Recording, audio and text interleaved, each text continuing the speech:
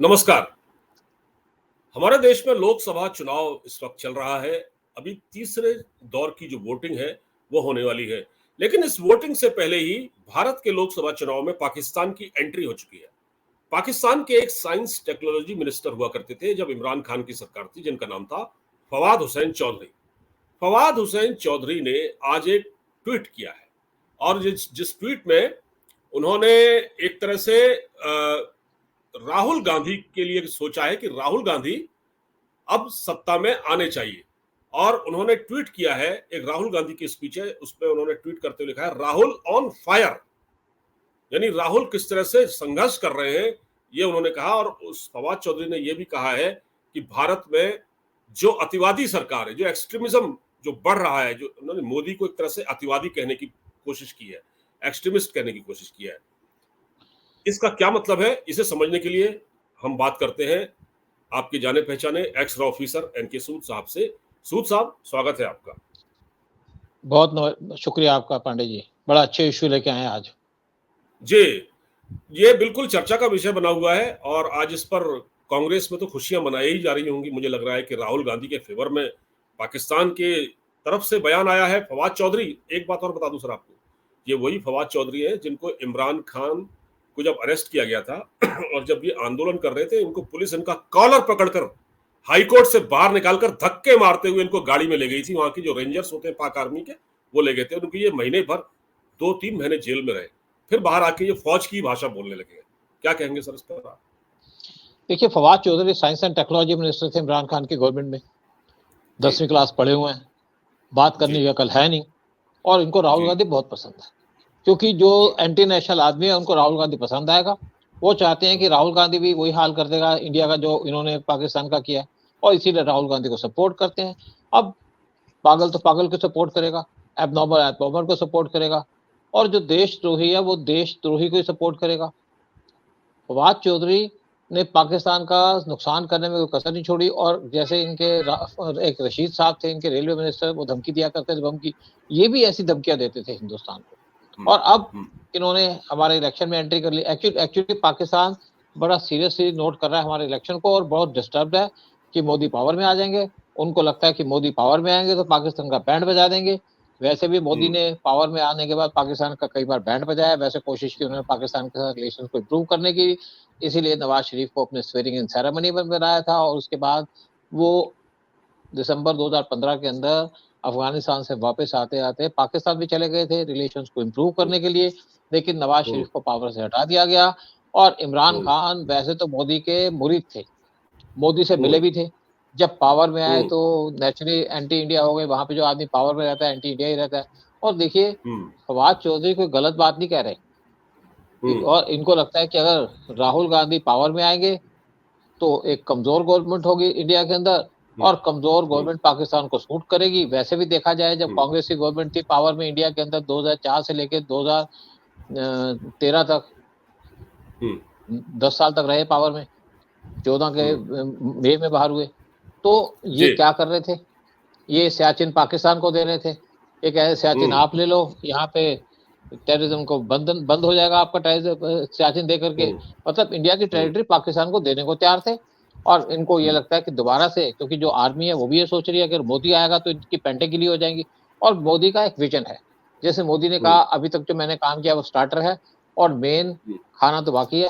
और मेन खाने के अंदर जो पहला पीएम मोदी का टारगेट है वो है पीओके और गिलगित बाल्टिस्तान को इंडिया के अंदर मिलाना।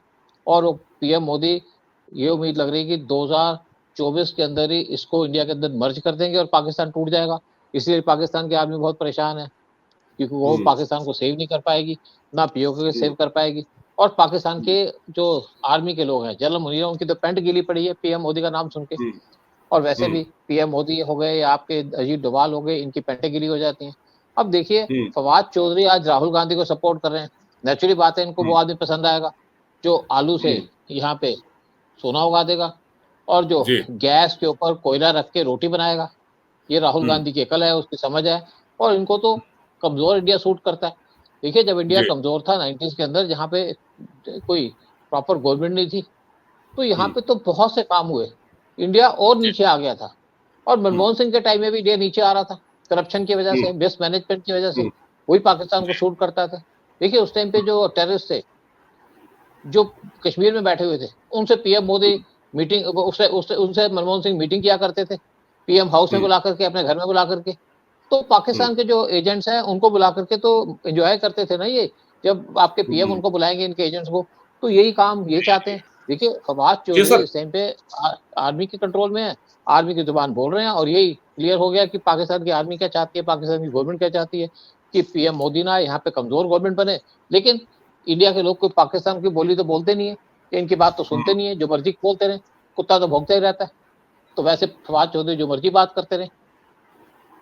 सर ये फवाद चौधरी के बारे में ये भी है सर कि इन्होंने, जब इमरान खान की गवर्नमेंट थी तो इन्होंने पार्लियामेंट में खड़े होके, जब पुलवामा अटैक हुआ था उसके बाद इन्होंने कहा था देखिए हमने पुलवामा अटैक करवा दिया। ये इन्होंने कहा था ऑन रिकॉर्ड, आज भी वो वीडियो सोशल मीडिया पर जरूर होगा, लोग उसको देख सकते हैं जाके। ये वही फवाद चौधरी है, इस वक्त आप मेरी स्क्रीन पर देख रहे हैं, मैं उनको दिखा रहा हूँ, यही फवाद चौधरी है जो इमरान खान के बहुत करीबी हुआ करते थे, बाद में इमरान खान के सपोर्टर थे। इनको पार्टी छोड़नी पड़ी, इनको धक्के मार के कॉलर पकड़कर इनको गाड़ी में बिठाया गया और जेल में ठूस दिया गया। लेकिन आज फिर ये फौज का वफादार बनने के लिए इस तरह की भाषा का इस्तेमाल ये आदमी कर रहा है। सर ये आप अपनी बात जारी रख सकते हैं। देखिए वैसे देखा जाए तो किसी कंट्री का रोल नहीं बनता दूसरी कंट्री के इलेक्शन में इंटरवीन करना, लेकिन पाकिस्तान की तो आदत है, इनके लीडर्स की आदत है, यही काम करते हैं। और एक बात इससे बड़ी क्लियर हो जाती है कि पाकिस्तान के आईएसआई का एजेंडा क्या है, पाकिस्तान की आर्मी का एजेंडा क्या है। अभी जो एक इशू सामने आया था जिसके अंदर आप स्कूलों के अंदर बम रखने की बात थी, उसके अंदर शक ये था कि या तो आईएसआई का हाथ है इसमें, या पाकिस्तान या चाइनीज इंटेलिजेंस एजेंसी का हाथ है, और साथ में इसके अंदर इंटरनल लोग भी मिले हुए हैं। देखिए जब तक आपके साथ इंटरनल लोग नहीं मिले होंगे तो कुछ नहीं होगा। तो अब एक बात क्लियर हो गई है कि पाकिस्तान की आईएसआई, वो स्कूल के ऊपर जो अटैक होने की प्लान थी या उस पर बात की गई थी, उसमें उसकी भी इन्वॉल्वमेंट हो सकती है। और एक कदम और आगे बढ़ गए, मुझे लगता है कि हमारी एजेंसी इस पर और ज्यादा ध्यान देंगी और पाकिस्तान के खिलाफ सख्त एक्शन लिया जाएगा।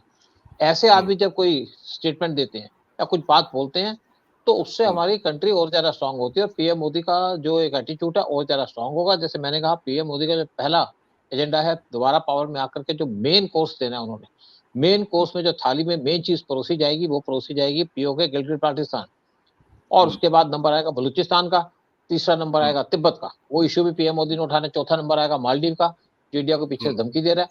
लेकिन हम अब फवाद चौधरी की बात करें, ये बेतुके आदमी है, बेतुकी जुबान बोलते हैं। एक्चुअली इमरान खान की गवर्नमेंट के अंदर चाहे आप रशीद की बात करें चाहे इनकी बात करें, समझदार आदमी तो कोई था ही नहीं। वैसे अगर मैं देखूं पाकिस्तान की चाहे प्रेजेंट गवर्नमेंट हो चाहे पास्ट गवर्नमेंट हो, किसी भी इनके लीडर ने ढंग की बात नहीं की। चाहे बिलावल भुट्टो हो, पीएम मोदी गाली देते थे। आप फॉरेन मिनिस्टर संभाल रहे हैं, आप अपनी कंट्री को संभालो, आप फॉरेन की बात करो, कैसे रिलेशन इंप्रूव करना चाहते हो, आप तो रिलेशन बिगाड़ रहे हो। और फवाद चौधरी, सर इनसे बात मजे क्लियर की हो गई बात कि अब क्या है आगे। सर, मजे की बात सुनिए सर, मजे की बात यह है, ये हाँ कह रहे हैं कि भारत में अमीरी गरीबी की खाई बढ़ रही है, इनको अपने देश की गरीबी और फटेहाली भुखमरी नहीं दिख रही है।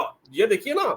और क्या कह रहे हैं कि भारत में एक्सट्रीमिज्म, अतिवाद, एक्सट्रीमिज्म, यानी कि जो देश खुद ही अपने देश में इतना आतंकवाद झेल रहा है, जहां मदरसों के बच्चे पढ़कर हमले कर रहे हैं लोगों पर और जहां पर जो है मस्जिदों में अटैक हो रहे हैं, मुसलमान देश है लेकिन मस्जिदों में अटैक हो रहे हैं, उसको नहीं रोक पा रहे। देखिए दूसरी बात है, अहमियत को जीने नहीं देते, हिंदुओं को जीने नहीं देते अपनी कंट्री के अंदर, और एक्सट्रीमिज्म की बात करते हैं। देखिए ये बात कर रहे हैं इंडिया के अंदर भुखमरी की। इंडिया आज वर्ल्ड की 5वीं बड़ी इकोनॉमी है, चौथी बनने जा रही है कुछ महीनों के अंदर, 5वीं 2025 में बन जाएगी। और इनकी कंट्री कहाँ, इनकी कंट्री के अंदर आटा नहीं मिल रहा, खाने की चीजें नहीं है। 23 करोड़ की पॉपुलेशन में 10 करोड़ लोग पॉवर्टी लाइन के नीचे पहुंच चुके हैं, और आईएमएफ की रिपोर्ट के हिसाब से एक साल के अंदर 1 करोड़ लोग और नीचे आ जाएंगे, यानी कि आधी पॉपुलेशन इनकी पॉवर्टी लाइन के नीचे। और हमारी कंट्री के अंदर 80 करोड़ लोगों को खाना फ्री में दिया जाता है, राशन फ्री में दिया जाता है। ये हमारी पावर है, ये हमारी एक समझिए पॉलिसी है। इनकी कंट्री के अंदर ना आटा है, ना दाल है, ना चावल, कुछ बचा नहीं है। लेकिन इनकी जुबान ज्यादा चलती है, कैंची की तरह चलती है, लेकिन इनकी जुबान अपनी कंट्री को काट लेती है, अपने लोगों को काट लेती है, अपने लोगों का भला नहीं सोचती। इनको चाहिए। और देखिए पाकिस्तान के अंदर बर्बाद किसने किया है? अगर पाकिस्तान बर्बाद हुआ तो वो पाकिस्तान की आर्मी ने बर्बाद किया, किसी और ने नहीं किया। कोई बाहर का आदमी पाकिस्तान को बर्बाद करने नहीं आया, अमेरिका नहीं आया पाकिस्तान को बर्बाद करने, पाकिस्तान को बर्बाद करने चाइना नहीं आया, पाकिस्तान को बर्बाद करने अफगानिस्तान नहीं आया, पाकिस्तान को बर्बाद करने इंडिया नहीं आया, बल्कि पाकिस्तान ने अपने सब पड़ोसियों को बर्बाद किया। चाहे ईरान हो, चाहे अफगानिस्तान हो, और चाइना के पैसे भी डूब के बैठ गया पाकिस्तान। $40 बिलियन चाइना के फंस गए हैं सीपीसी के अंदर, लेकिन चाइना की मजबूरी है, इंडिया से ट्रेड करना चाहते हैं, लेकिन ट्रेड के साथ आपको टेररिज्म तो रोकना पड़ेगा। अब ये यहाँ पे ये चाहते हैं यहाँ पे राहुल गांधी गवर्नमेंट आ जाए, यानी कि जैसी पाकिस्तान की गवर्नमेंट वैसी यहाँ पे गवर्नमेंट आ जाए, तो राहुल गांधी इनको पीओके भी दे देंगे, कश्मीर भी दे देंगे, तो पीओके तो है इनके पास, कश्मीर भी दे देंगे, गिलगिट बाल्टिस्तान भी इनका हो गया, और फिर इसके बाद एक एग्रीमेंट कर लेंगे कि आप सियाचिन भी लो। वैसे भी पाकिस्तान को मनमोहन सिंह के टाइम में 2 बार ऑफर की गई थी सियाचिन की, 2006 में और 2012 में, और वो एग्रीमेंट होने वाला था, लेकिन उस टाइम पे हमारे आर्मी चीफ वो अटक गए। अदरवाइज सियाचिन पाकिस्तान के साथ चला जाता, सियाचिन चला तो लेह लद्दाख भी चला जाता, और इंडिया छोटा सा रह जाता, साथ में ये अरुणाचल पाकिस्तान चाइना को दे देते। ये राहुल गांधी की पॉलिसी है, और इलेक्शन हो रहा है, कैंपेनिंग कर नहीं रहे और पावर में आ जाएंगे। कैसे पॉसिबल है? कौन वोट देगा इनको? लेकिन एक बात सर, मैं तो अफसोस के साथ ये बताना पड़ता है कि जैसे राहुल गांधी हैं, कांग्रेस एक बहुत बड़ी पुरानी पार्टी है, चाहे जो भी है, पार्टी तो है ही। अगर कांग्रेस में कोई इस वक्त ढंग का लीडर होता तो वो ये कहता पाकिस्तान से कि भाई आप अपने तरफ देखिए, हमारे वहां जैसा चुनाव है वो हम लड़ रहे हैं, आपको हमारे आंतरिक मामलों में बोलने की जरूरत नहीं है, हमको ये बताने की जरूरत नहीं है कि कैसे लड़े, राहुल गांधी सत्ता में आए ना आए। कांग्रेस की तरफ से कोई इसका जवाब भी तो आना चाहिए कि आप हमारे मामलों में क्यों बोल रहे हैं। क्यों आना चाहिए? क्यों पाकिस्तान, क्यों कांग्रेस बोले? कांग्रेस को समझ ही नहीं आता क्या देश में हो रहा है, क्या देश के बाहर हो रहा है। उनको क्या लेना इस चीज से?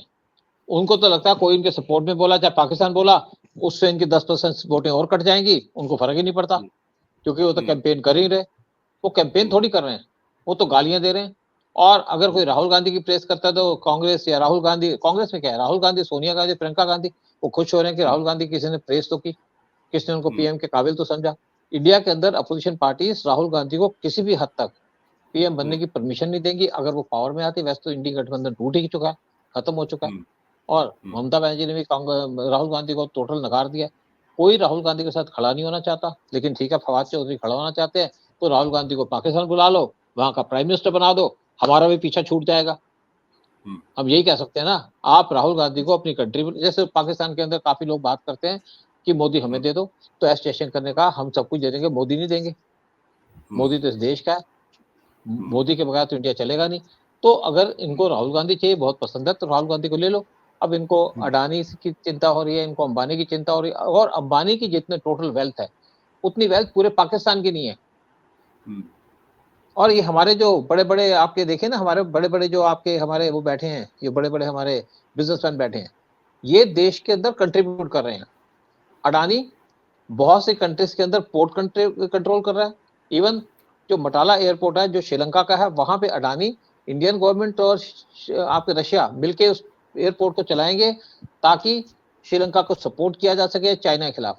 इसी तरीके से बांग्लादेश के अंदर भी अडानी, रशिया और इंडिया मिले हुए हैं, और इसी तरीके से अडानी ने कंट्री के अंदर, कंट्री के बाहर भी बहुत सपोर्ट लिए हैं, सऊदी के अंदर, यूएई के अंदर, ग्रीस के अंदर, इसराइल के अंदर, और वहां से हम एक ट्रेड रूट बना रहे हैं अडानी के पोर्ट्स को डेवलप करके, ताकि हमारी ट्रेड बाहर से हो सके। और इसके लिए सब हमारे साथ है, यूएस साथ है, यूएई साथ है, सऊदी साथ है, इसराइल साथ है, ग्रीस साथ है, कि एक ट्रेड रूट बन रहा है, और ये हमारी कंट्री के जीडीपी को सपोर्ट कर रहे हैं। ये वो लोग हैं, ये देश को खा नहीं रहे। जिस प्रकार मैं इस बात को कहना चाहता हूँ कि वो बड़ी समानता नजर आ रही है, बड़ी, देखिए जो फवाद चौधरी ने स्टेटमेंट दिया है, देश में अमीरी गरीबी की खाई बढ़ रही है भारत में, और जो कुछ लोगों को फायदा हो रहा है, अंबानी, अडानी, तो जो देश के वेल्थ क्रिएटर हैं हमारे, जिनको राहुल गांधी गाली दे रहे हैं, अंबानी, अडानी वगैरह को, फवाद चौधरी के निशाने पर भी वही है।